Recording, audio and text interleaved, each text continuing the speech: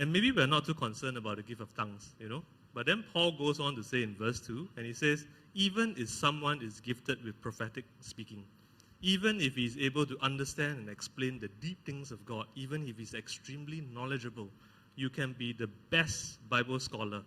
And you can have the type of faith that is envisaged by Jesus himself, the faith that can move mountains. But if you don't have love, this person is not just unimportant, he's actually nothing. Okay, these are Paul's exact words. If you don't have love, you are nothing. And so with the same logic, no matter how big our churches are, how gifted or talented we are, no matter how many missionaries we send out and support, if we don't love one another, our church is not just ineffective, it is nothing in the eyes of God. In fact, Paul continues in verse 3 that even if we do the most extreme acts of giving all that we have to the poor, or we sacrifice our physical bodies, if the motivation is not love, or if the motivation is self-interest, it again counts for nothing.